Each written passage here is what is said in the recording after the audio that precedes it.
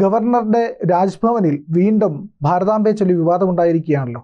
അപ്പോൾ ശിവൻകുട്ടിക്ക് ഭാരതാംബയെ കണ്ടാൽ അലർജിയാണ് എന്നുള്ളതാണ് ഇന്നലത്തെ പ്രകടനത്തിൽ നിന്ന് മനസ്സിലാകുന്നത്. അതായത് രാജ്ഭവനിൽ ഗവർണർ ഒരു പരിപാടി തുറക്കുന്നത് കുട്ടികളെ അനുമോദിക്കുന്ന ഒരു പരിപാടിയാണ്. സ്കൗട്ട്സ് ആൻഡ് ഗൈഡ്സിൻ്റെ കുട്ടികൾക്ക് ഒരു പുരസ്കാരം നൽകുന്നതിൻ്റെ ഭാഗമായിട്ട് നടന്ന ഒരു ചടങ്ങാണ്. അവിടെ അവരെ അനുമോദിക്കാനായിട്ട് നടത്തിയ പരിപാടി. അപ്പോൾ ഈ പരിപാടിയിലാണ് ശിവൻകുട്ടി ഗവർണർ ആർലേക്കർ ഈ പറയുന്ന ഭാരതാംബയുടെ ചിത്രത്തിൽ പുഷ്പാർച്ചന നടത്തിയെന്ന് പറഞ്ഞ് ഇറങ്ങിപ്പോയത്. ഇതെന്താണ് ഈ ശിവൻകുട്ടിയെ ബാധിച്ചിരിക്കുന്നതെന്ന് മനസ്സിലാക്കുക. കമ്മ്യൂണിസ്റ്റുകൾക്ക് മൊത്തത്തിൽ, കമ്മ്യൂണിസ്റ്റ് നേതാക്കൾക്കും മന്ത്രിമാർക്കും ഒക്കെ തന്നെ ബാധിച്ചിരിക്കുന്ന വലിയൊരു പ്രശ്നം എന്നുള്ളത് അവർക്ക് ഭാരതാംബ അലർജി ആയിരിക്കുന്നു എന്നുള്ളതാണ്. ഈ ഇന്ത്യയുടെ പ്രതീകങ്ങളെ എന്തിനാണ് ഇവർ ഇത്രത്തോളം വെറുക്കുന്നത് എന്നുള്ളൊരു ചോദ്യം പ്രധാനമായിട്ടും വരുന്നുണ്ട്.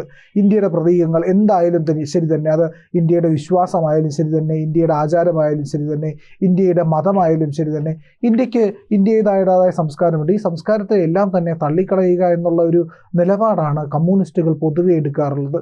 ഇന്നലെ രാജ്ഭവനിൽ നടന്ന സംഭവം എടുത്താലും നമുക്ക് മനസ്സിലാവും. ഈ പറയുന്ന കൊടിയേന്തിയ വനിത എന്നാണ് ഭാരതാംബയെ ശിവൻകുട്ടി വിശേഷിപ്പിക്കുന്നത്. അതെന്തുകൊണ്ടാണ് സ്വന്തം അമ്മയായിട്ട് കരുതേണ്ട ഭാരതമാതാവിനെ, ആ നിലയ്ക്ക് കാണേണ്ട ഭാരതമാതാവിനെ അത്ര പോലും ബഹുമാനിക്കുന്നില്ല എന്നുള്ളതിൻ്റെ, ബഹുമാനിച്ചില്ലെങ്കിലും വേണ്ട നിന്ദിക്കരുത് എന്ന് പറയും, വന്ദിച്ചില്ലെങ്കിലും വേണ്ട നിന്ദിക്കരുത് എന്ന് പറയും. പക്ഷേ ഇവിടെ നിന്ന മാത്രമാണ് ശിവൻകുട്ടി നടത്തിക്കൊണ്ടിരിക്കുന്നത് എന്നുള്ളതാണ് സ്പഷ്ടമായിട്ട് നമുക്ക് കാണാൻ കഴിയുന്ന ഒരു കാര്യമല്ലേ? തീർച്ചയായിട്ടും അങ്ങനെ കാണാൻ കഴിയില്ലേ വിജയ്? അതെ, അങ്ങനെ കാണാൻ കഴിയും. അദ്ദേഹം ആ ഒരു ചടങ്ങിൽ നിന്ന് ഇറങ്ങിപ്പോവുകയാണ് ഉണ്ടായത്. അതിനുശേഷം ഉണ്ടായ കാര്യങ്ങളാണ് അദ്ദേഹം ഒരു തിരക്കുള്ള മന്ത്രിയാണ്. ചിലപ്പോൾ തിരക്കുകൾ കാരണമായിരിക്കാം ഇറങ്ങിപ്പോയതെന്ന് നമുക്ക്, കുട്ടികളെ അനുമോദിച്ചതിന് ശേഷം ഇറങ്ങിപ്പോയതെന്ന് നമുക്ക് വിചാരിക്കാം. പക്ഷെ അങ്ങനെയല്ല. അദ്ദേഹം വീട്ടിൽ തിരിച്ച് അദ്ദേഹം വസതിയിൽ എത്തിയതിനു ശേഷം ഫേസ്ബുക്ക് പോസ്റ്റ് ഒരെണ്ണം കുറിച്ചിട്ടുണ്ട്. അതിലൊരു നീണ്ടു നിവർന്ന അക്ഷരപെശകെന്നും, പ്രത്യേകം കോട്സിൽ പറയാം, അക്ഷരപെശകെന്നും ഇല്ലാത്ത ഒരു നീണ്ടു നിവർന്ന പോസ്റ്റ് ഉണ്ട്.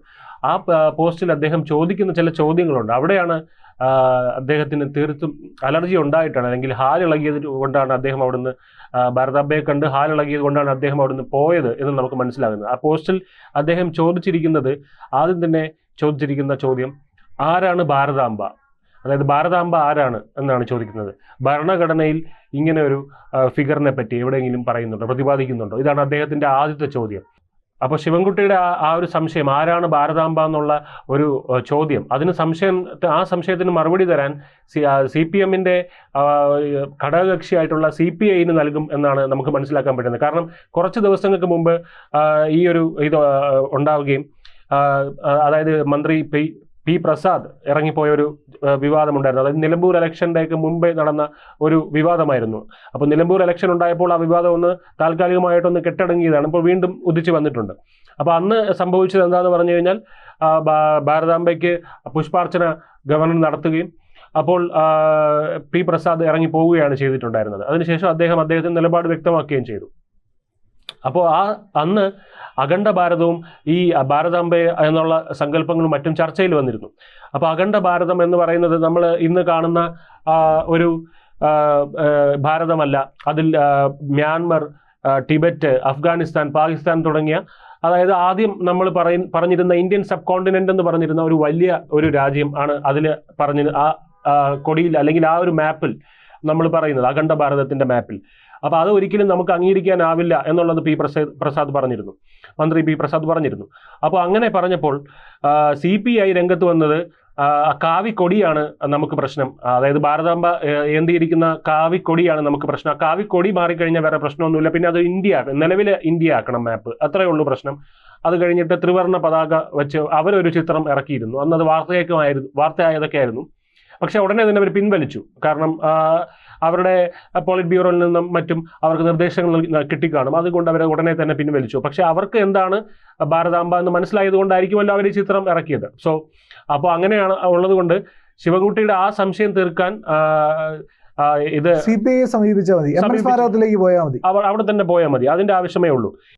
ശിവൻകുട്ടിയുടെ രണ്ടാമത്തെ ചോദ്യമാണ് ഈ വിളക്ക് കൊളുത്തുന്നത്, അതെന്താണ് ആ പരിപാടി, അത് ഭരണഘടനയിൽ പറഞ്ഞിട്ടുണ്ടോ എന്നുള്ളത്.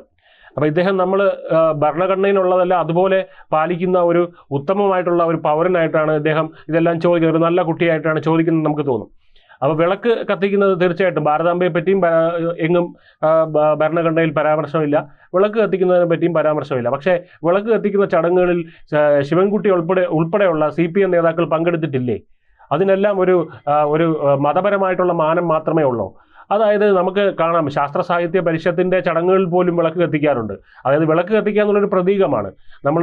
ഇവിടുത്തെ അല്ലെങ്കിൽ ക്യാൻഡിൽ എന്ന് പറയുന്നത്, മെഴുകുതിരി എന്ന് പറയുന്ന ഒരു പാശ്ചാത്യ ലോകത്തിന്റെ പ്രതീകമായി വരുന്നത് പോലെ ഇവിടെ ഒരു ദീപം അല്ലെങ്കിൽ വിളക്ക് എന്നൊക്കെ പറയുന്നത് ഇന്ത്യ എന്ന രാജ്യത്തിന്റെ ഒരു സാംസ്കാരികമായ ഒരു പ്രതീകമാണ്. വെളിച്ചത്തിന് നമ്മൾ കൊടുത്തിരിക്കുന്ന പ്രതീകമാണ്. അതുകൊണ്ട് കേരളം പ്രത്യേകിച്ച് കേരളത്തിന് തനതായ ഒരു വിളക്കും അത് നമ്മുടെ സാംസ്കാരികമായിട്ടുള്ള ഇതാണ്. അതുകൊണ്ടാണ് ഇവിടുത്തെ ചടങ്ങുകളിൽ അത് ഉപയോഗിക്കുന്നത്. അതിപ്പോൾ വിളക്ക് കത്തിക്കുന്ന ചടങ്ങുകളിൽ മറ്റും CPM നേതാക്കൾ പങ്കെടുക്കാറുണ്ട്. പക്ഷെ ഇത്തരം ചടങ്ങുകളിൽ വിളക്ക് കത്തിക്കുമ്പോൾ മാത്രം അതിനൊരു രാഷ്ട്രീയപരമായിട്ടുള്ള മതപരമായിട്ടുള്ള ചായ്വ് അവർ നൽകുന്നത് അവരുടെ രാഷ്ട്രീയ താല്പര്യങ്ങളാണെന്ന് മാത്രമേ പറയാൻ പറ്റുള്ളൂ. പിന്നെ അദ്ദേഹം ചോദിക്കുന്നതിന് തിരിച്ച് നമുക്ക് ചോദിക്കാനുള്ള കുറച്ച് കാര്യങ്ങളുണ്ട്. അതായത് ഭരണഘടനയിലെ എല്ലാം ശിവൻകുട്ടി ഉൾപ്പെടെയുള്ള CPM നേതാക്കൾ അംഗീകരിക്കുന്നുണ്ടോ എന്നുള്ളതാണ്. അതായത് ഭരണഘടന നമ്മൾ തുറന്നു നോക്കുകയാണെങ്കിൽ അതിൽ മൗലിക അവകാശങ്ങളെ പറ്റി പറയുന്ന ഈ ഗവൺമെന്റ്, നമ്മുടെ ഇന്ത്യൻ ഗവൺമെന്റ് പ്രസിദ്ധീകരിച്ചിട്ടുള്ള പതിപ്പുണ്ട് ഒറിജിനൽ കോൺസ്റ്റിറ്റ്യൂഷൻ. അതിൽ മൗലിക അവകാശങ്ങളെ പറ്റിയുള്ള പേജിൽ ശ്രീരാമനും ലക്ഷ്മണനും സീതയും വനവാസത്തിൽ ഉള്ള ഒരു ചിത്രമാണ് അവിടെ നൽകിയിരിക്കുന്നത്.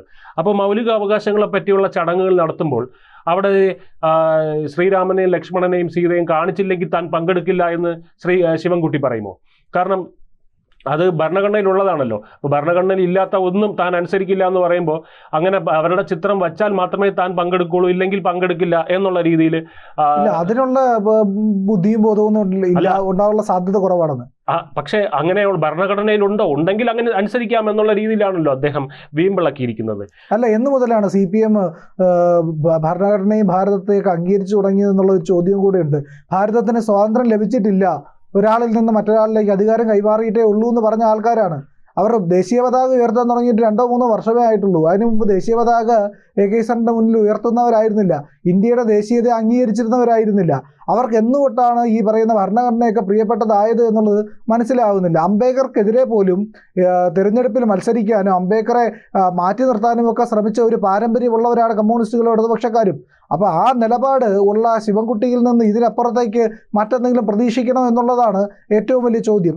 നമുക്ക് മറ്റൊരു കാര്യം പരിശോധിക്കാൻ കഴിയുന്നത്, രാജ്ഭവനിൽ ഈ പ്രശ്നമുണ്ടാക്കി ഇറങ്ങിപ്പോവുകയും ഗവർണറെ അപമാനിക്കുകയും ചെയ്ത ശിവൻകുട്ടിക്ക് ഭരണഘടനയോട് ഇത്ര വലിയ പ്രതിപത്തി ഉണ്ടെങ്കിൽ അത് കാണിക്കേണ്ട ഒരുപാട് സന്ദർഭങ്ങൾ ഉണ്ടായിരുന്നല്ലോ. രാജ്യത്തിൻ്റെ നിലപാടെടുക്കേണ്ട ഘട്ടങ്ങളിൽ രാജ്യത്തിന് വേണ്ടി നിലപാടെടുക്കേണ്ട, ഇപ്പോൾ പഹൽഗാമിലെ വിഷയങ്ങൾ ഉണ്ടായപ്പോൾ പോലും എവിടെയാണ് ഇവരുടെ ഒന്നും നിലപാടൊന്നും കണ്ടില്ലല്ലോ. അപ്പോൾ ഭാരതാംബ എന്ന് പറയുന്ന പ്രതീകത്തെപ്പറ്റി ഇവർക്ക് അറിയില്ല എന്നുള്ളതാണ് ഇതിലെ ഏറ്റവും പ്രധാനപ്പെട്ട കാര്യം. അതിൽ ഒന്ന് സൂചിപ്പിക്കാം, നമ്മുടെ രാമായണത്തിൽ വരെ ഭാരതാംബയെ പറ്റി കൃത്യമായ പരാമർശമുണ്ട്. ജനനി ജന്മഭൂമി ച സ്വർഗാദപി ഗിരിയസി എന്ന് പറയുന്ന ഒരു വാക്കുണ്ട്. പെറ്റമ്മയും പിറന്ന നാളും സ്വർഗത്തേക്കാൾ മഹത്തരമാണെന്ന് രാമായണത്തിൽ പ്രതിപാദിച്ചിട്ടുണ്ട്.